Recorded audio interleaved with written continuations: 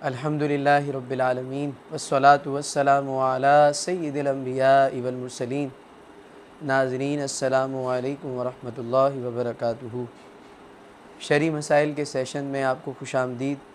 आज हम सवाल लेकर जो आपके सामने हाज़िर हुए हैं, वो सवाल ये है कि कुर्बानी घर के कितने अफराद पर लाजिम होती है। इस सवाल को लाने का सबसे बड़ा मकसद ये है कि बाज़ लोग ये समझते हैं कि सिर्फ़ जो घर चलाने वाला शख्स है, मिसाल है कि एक बंदा घर को चलाता है, वालिद जिस तरीके से, तो सिर्फ़ उन्हीं पर कुर्बानी बनती है।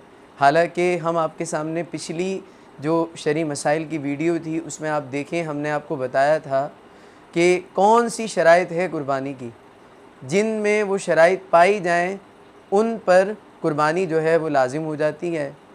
तो जिन जिन बंदों के अंदर वो शराइत मौजूद होंगी उन सब पर कुर्बानी बनती है। मिसाल है, घर के अंदर जो है वालिद है, वालदा हैं, बेटा है, बेटी है और बेटे की बहू है। बहू के पास जो है वो ज़ेवर मौजूद है, माँ के पास ज़ेवर मौजूद है और इतनी रकम मौजूद है, यानी ज़ेवर इतनी रकम के बनते हैं जितनी रकम की 52.5 तोला चांदी आ जाती है, जो अभी 1,47,000 रुपये है इस वक्त।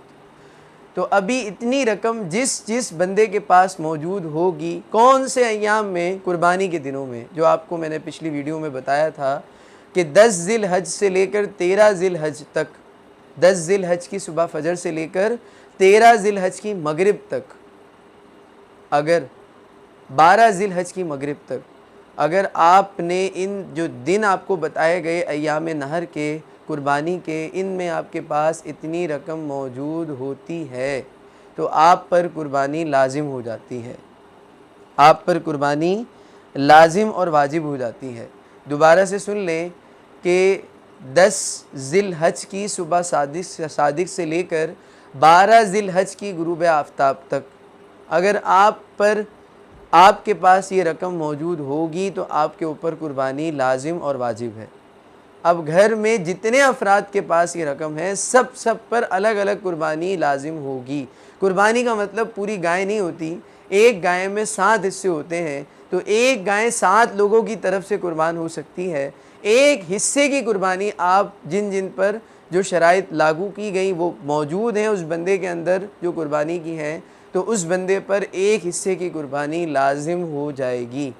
एक गाय में 7 अफराद शामिल हो सकते हैं।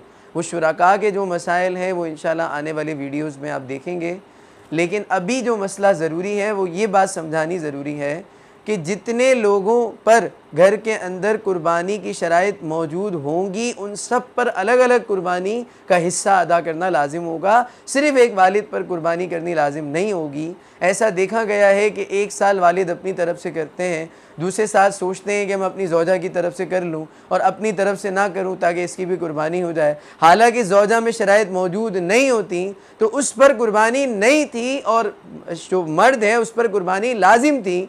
उसने अपने ऊपर जो लाजिम और वाजिब थी, वाजिब को छोड़कर वो नफिल की तरफ जा रहा है, तो ये बेवकूफ़ी है। इसी तरीके से कोई शख्स ये चाहता है कि मैं अपने बेटे या अपनी बेटी जो कि बालिग हैं उन पर कुर्बानी बनती है मैं कर लूँ, या एक शौहर चाहता है मैं अपनी बीवी की तरफ से कुर्बानी कर लूँ, तो नीयत करना और उनकी इजाज़त लेना ज़रूरी होगा।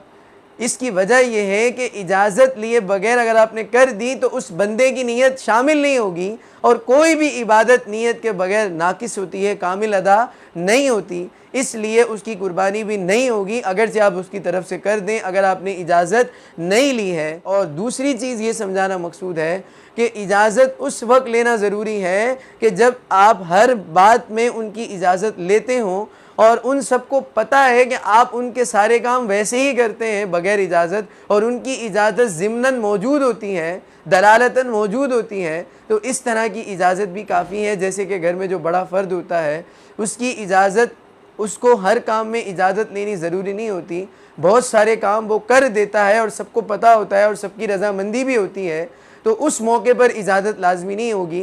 लेकिन अगर ये सूरत हाल नहीं है तो इजाज़त लेनी ज़रूरी होगी। इजाज़त के बगैर आपने उनकी कुर्बानी की तो उनकी कुर्बानी अदा नहीं होगी। अल्लाह तबारक व तआला से दुआ है अल्लाह तबारक व ताला हमें सही तरीके से दीन के मसले को समझने की और उसको आगे पहुँचाने की और अमल करने की तौफ़ीक दे। आमीन बिजाय नबील अमीन सल्लल्लाहु अलैहि वसल्लम। हम नए सवाल के साथ अगले सेशन में हाज़िर होंगे। जब तक के लिए अलविदा। अस्सलामु अलैकुम व रहमतुल्लाहि व बरकातुहू।